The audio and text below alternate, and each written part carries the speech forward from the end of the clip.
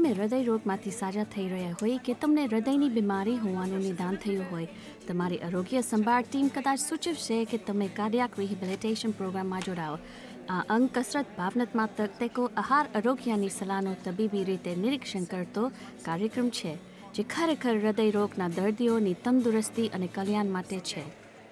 If you take up the rehabilitation program, જો તમે cardiac rehabilitation કાર્યક્રમ અપનાવો તો તમારા હૃદયવાહિકાના જોખમમાં તમને સંભવિત 20% ઘટાડો થશે. જોખમમાં 5માં 1નો ઘટાડો અને ચોક્કસ લોટરી રમવા કરતાં વધુ સારું છે. feel better physically but also mentally. હું અહીંયા છું કારણ કે મેં એન્જિયોપ્લાસ્ટી કરાવી છે અને મારા હૃદયને દળને રાબેતા મુજબનો કરવા માટે મારે ફક્ત કસરતની જરૂર છે. જીવન જીવવા માટે આ કસરત મદદરૂપ થશે.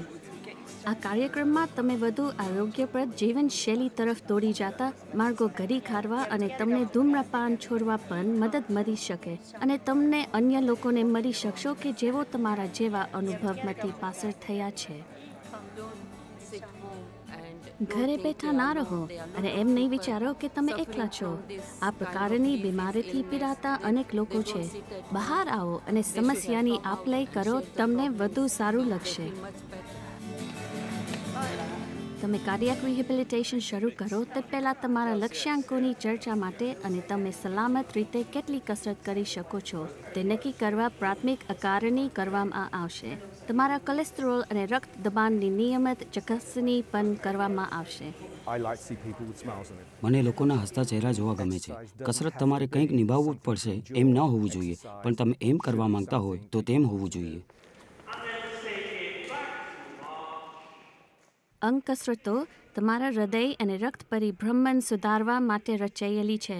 આ કાર્યક્રમની અવધિ દરમિયાન ધીમે ધીમે તમારું હલનચલન વધારતા જશો.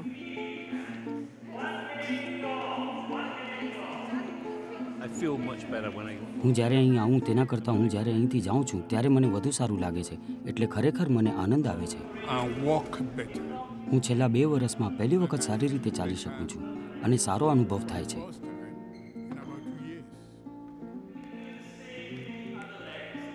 હલનચલનની મુશ્કેલી વાદા માટે તમારી કાર્ડિયાક નસ તમારી ચોક્કસ જરૂરતો પ્રમાણે કાર્યક્રમ કરી શકશે. આ કાર્યક્રમ તમારી જરૂરતો પ્રમાણે ઘડવામાં આવ્યો છે, જે તમારા આજના તંદુરસ્તીના સ્તરે આવતા 8 અઠવાડિયામાં તમારી તંદુરસ્તી ક્યાં પહોંચશે તેની જાણકારી આપી શકશે. આ કાર્યક્રમની લંબાઈ ચોક્કસ નથી હોતી. 4 સપ્તાહથી ઓછો અને 12 સપ્તાહથી લાંબો હોવાની શક્યતા નથી, કારણ કે તમારી જેમ બીજા જરૂરતમંદ પેશન્ટને પણ આ કાર્યક્રમની જરૂરત છે.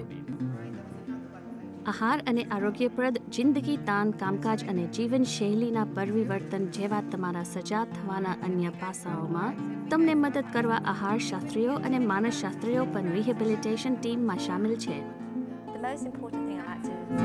સૌથી વધુ અગત્યની બાબત જે મને દર્દીઓને કેવી ગમશે તે એ છે કે કાર્ડિયાક રિહેબિલિટેશન મજાની જેમ લ્યો. ગભરાવો નહીં, આવો અને ટીમમાં જોડાઓ અને સહભાગ લો.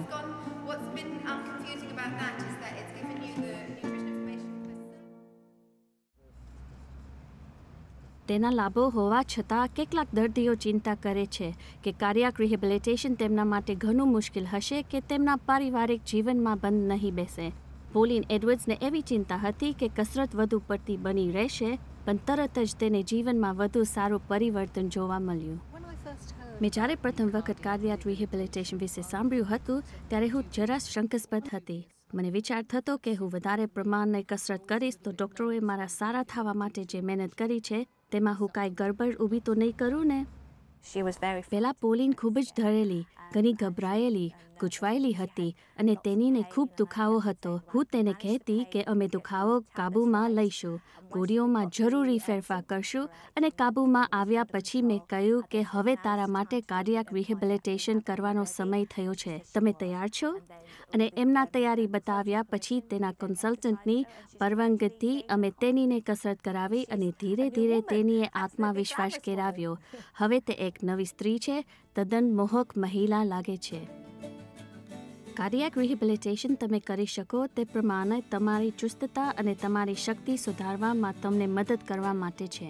જો તમે કામ પર જવા માંગતા હોય, સામાજિક લોકોને મળવા માંગતા હોય, તમારી ચિંતા અને હતાશામાંથી મુક્તિ મેળવવામાં કાર્ડિયાક રિહેબિલિટેશન તમારા જીવનની ગુણવત્તા વધારવામાં મોટો તફાવત રચી શકે છે.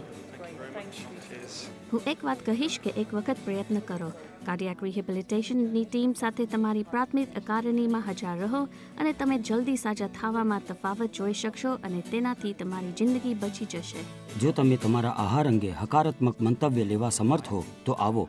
જો તમે તમારી વ્યાયામ અંગે હકારાત્મક મંતવ્ય લઈ શકો તો આવો, કારણ કે તેમાંથી તમને કંઈક મેળવી રહ્યા છો. એક વખત આવો અને તમે ફરીથી આવશો, અથવા કોઈ મિત્રની મદદથી અહીં આવો.